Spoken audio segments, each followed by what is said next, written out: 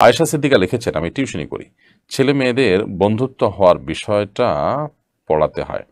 যেখানে ইসলামের ছেলে মেয়েদের বন্ধুত্বের বিষয়টি কঠোরভাবে নিষেধ করেছে, সেখানে মুসলিম প্রধান দেশ হওয়ার পরও ছোট ছোট ছেলে মেয়েদের এসব বিষয়ে কোনো শিক্ষার নামে শেখাতে হচ্ছে? দেখুন, প্রথম কথা হলো যে দেশের যে ভয়াবহ পরিস্থিতি সেটা তো আমরা সবাই কম বেশি দেখতে পাচ্ছি, যে ধর্মীয় শিক্ষা, ধর্মীয় চর্চা এর শিক্ষা প্রতিষ্ঠানগুলো থেকে ইন্টেনশনালি পরিকল্পনা করে বাদ দেওয়া হচ্ছে। বিশেষ করে বাইরে বিভিন্ন এনজিওদের প্ল্যান পরিকল্পনা আছে, সেগুলোর বাস্তবে আমরা দেখতে পাচ্ছি খুব বাজেভাবে। তো সেখানে স্বাস্থ্য বিজ্ঞানের নামে বিভিন্ন নামে ছেলে মেয়েদের অবৈধ সম্পর্ক, অবিবাহ সম্পর্ক করতে নানাভাবে উদ্বুদ্ধ করা হচ্ছে। বিধায় এই বিষয়গুলোতে আমাদের দায়িত্বশীলতার পরিচয় দিতে হবে। আমাদের সন্তানরা যাতে বিপদগামী না হয়, প্রয়োজনে শিক্ষা প্রতিষ্ঠানই আমাকে সেভাবে চুজ করতে হবে এবং তাদেরকে এই অন্যায়ের পথ থেকে সরিয়ে আনার জন্য আমাদের সর্বাত্মক চেষ্টা অব্যাহত রাখতে হবে। যদি আমরা সেই চেষ্টাগুলো করতে থাকি, এরপরেও যদি তারা অন্যায়ের সাথে জড়িয়ে যায়, তো আশা করা যায় আল্লাহ রাব্বুল আলামিনের কাছে আমাদের দায় থাকবে না। আমাদের চেষ্টা থাকতে হবে যে তারা যাতে ওখানে গিয়ে কোনো অন্যায় লিপ্ত না হয় এবং হারাম হালাল ভেদাভেদানো করতে পারে। মাওলানা কারি শফিকুল ইসলাম আপনি লিখেছেন, আমার এক ভাই এখন প্রবাসী, সেখানে খ্রিস্টান মেয়েকে মুসলমান বানিয়ে বিবাহ করেন। বিবাহের পর থেকে এখনো পর্যন্ত স্ত্রী অনৈতিক অনইসলামিক কাজ, এমনকি জেনাও করে। ছেলে ও মেয়ে ৩ জন হয়ে গেছে। আমার ভাইয়ের করণীয় কি? স্ত্রীর মধ্যে যদি কোনো পরিবর্তনের আশা না করেন এবং আশঙ্কা করেন যে তিনি এরকমই থাকবেন বা আরও খারাপ হতে পারে, তাহলে সেক্ষেত্রে ডেফিনেটলি তাকে ত্যাগ করার রাইট তার আছে। আর যদি তিনি বিশেষ করে সন্তানদের চিন্তা করে এই ত্যাগটা করেন বা বিচ্ছেদের উদ্যোগ নেন, তো সেটা তার জন্য বরং বেটার হবে। বাট ওই ভদ্রমহিলা যদি নিজেকে মুসলিম দাবি করেন এবং ইমান তার ঠিকই থাকে, বাট তার কর্ম খারাপ থাকে, অর্থাৎ গুনাহে লিপ্ত থাকেন, তাহলে তাদের বৈবাহিক সম্পর্ক নষ্ট হয়ে যাবে না।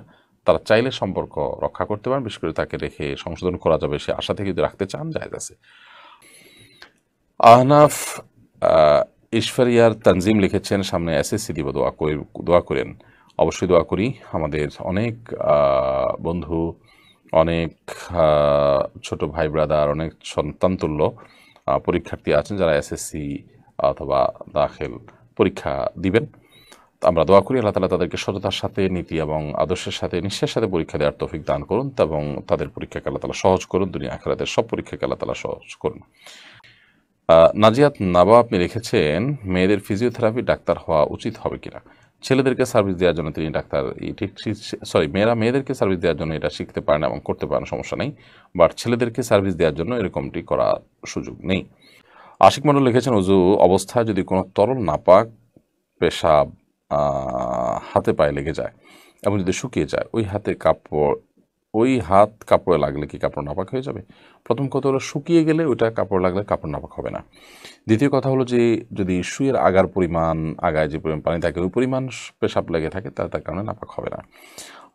যদি বেশি লেগে থাকে, তাহলে যে জায়গা আছে সেই জায়গাটা ধুয়ে ফেললেই হবে, ওজু আলাদা করতে হবে না। আর কাপড়ে লাগলে যদি শুকিয়ে যায় তারপরে কাপড় লাগলে কাপড় নাপাক হবে না। যদি শুকিয়ে না যায়, কাপড়ে লাগে, তাহলে কাপড় যে জায়গায় লাগছে ওই জায়গাটুকু ধুয়ে ফেললেই হবে, যদি পরিমাণে বেশি হয়। যদি পরিমাণ অল্প হয়, কোনো অসুবিধা নেই।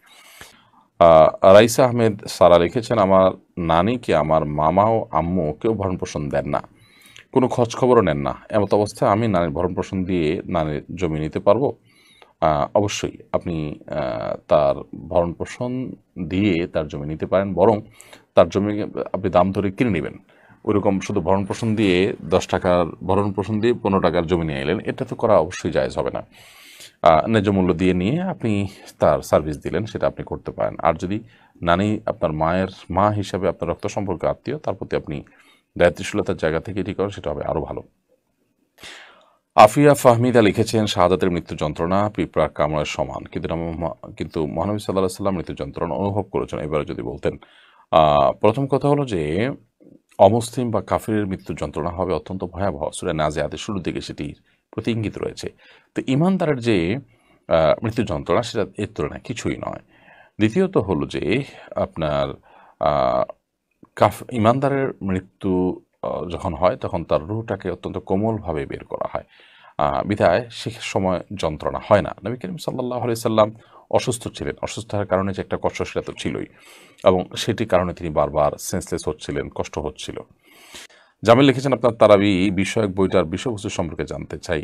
জামিল, আমরা তারাবির সার সংক্ষেপ নিয়ে একটা বই প্রস্তুত করেছি, আশা করছি সপ্তাহ থেকে 10 দিনের মধ্যে আপনাদের হাতে তুলে দিতে পারবো। এবং এই বইয়ের মূল উদ্দেশ্যই হলো যে এমনিতে আমরা বছর জুড়ে কোরআন থেকে অনেক দূরে থাকি, কোরআনের সাথে আমরা সময় কাটাতে পারি না। রমাদানে আমরা তারাবিতে কোরআন শুনি আলহামদুলিল্লাহ, এবং মা বোনরাও বাসা বাড়িতে রমাদানে কোরআন তেলাওয়াত করে থাকেন। প্রতিদিনের তারাবিতে যে পাড়াতে আমরা তেলাওয়াত করি, ওই পাড়ার পুরো পাড়াতে কি আছে, কতগুলো আদেশ, কতগুলো নিষেধ, কতগুলো দৃষ্টান্ত, কতগুলো শিক্ষণীয় দিক, কতগুলো আপনার মর্যাদার বিষয়, কতগুলো দোয়া কি আছে, পুরো সামারিটাকে আমরা 4-5 পৃষ্ঠার মধ্যে নিয়ে আসার চেষ্টা করেছি এই বইয়ে। আমরা আশা করছি যে এই ছোট 120-30 পৃষ্ঠার এই বই, অর্থাৎ প্রতিদিনের তারাবিতে 3-4 পৃষ্ঠার যে বরাদ্দ রাখা হয়েছে, এটা যদি কেউ পড়ে ফেলেন এবং প্রত্যেক দিনের তারাবিতে যাওয়ার আগে যদি এই 4 পৃষ্ঠা তিনি চোখ বুলায় যান, তাহলে তারাবিটা তিনি অনেক বেশি স্বাদ পাবেন, তৃপ্তি পাবেন, এবং তার তারাবিটা অনেক বেশি অর্থবহ হবে। তারাবি থেকে এসে যদি বাসায় তিনি আবার একটু মেলান যে কী কী পড়লেন আজকে, তারাবিতে শুনলেন কী কী এবং কী কী আছে সেখানে, তাহলে সেক্ষেত্রে কোরআনের দ্বারা যে আপনার পথ নির্দেশ গ্রহণ করা, সেই আমলটি হয়ে যাবে। আল্লাহ তাআলা কোরআনকে কিন্তু হেদায়েত এবং পথ নির্দেশক হিসাবে আমাদের জন্য পাঠিয়েছেন, বিধায় সেটি যেন হয় আমরা এই বইয়ের মাধ্যমে সেই কাজটাতে আপনাদের সহযোগিতা করেছি মাত্র। আমি আশা করছি বইটা সংগ্রহ করলে আমাদের প্রত্যেকটা মানুষেরই কম বেশি উপকার হবে। আল্লাহ তাআলা আমাদেরকে তৌফিক দান করুন। ইবা ইসলাম লিখেছেন 3 মাসের মধ্যে আমার দুজন চাচা ও একজন ফুফু ইন্তেকাল করেছেন, তাদের জন্য দোয়া করবেন। বোন ইভা, আপনার চাচা ফুফু কয়েকজনকে আপনি একসাথে হারিয়েছেন, আমরা দোয়া করি আল্লাহ তাআলা তাদের উভয়ের প্রতি রহম করুন এবং তাদেরকে ক্ষমা করুন, তাদের সকলের প্রতি। চৌধুরী হুমায়ুন আপনি লিখেছেন, কোন শিয়া সম্প্রদায়ের ছেলেকে কি মুসলিম সুন্নি সম্প্রদায়ের মেয়ে বিয়ে করতে পারবে কিনা? শিয়াদের অনেকগুলো গ্রুপ আছে ইসলাম থেকে, তারা খারেজ হয়ে গেছে, আর বাকিরা বিভ্রান্ত, বিধায় বিয়ে শাদীর ক্ষেত্রে তাদেরকে অবশ্যই অ্যাভয়েড করতে হবে। এরপরে সায়েন্টিফিক বয় আর ইয়ারি থেকে আপনি লিখেছেন, গোসল ফরজ হলে কি কবর জিয়ারত করা যাবে? কবর জিয়ারতের জন্য আপনার পবিত্রতা আবশ্যক না, তবে অবশ্যই উত্তম।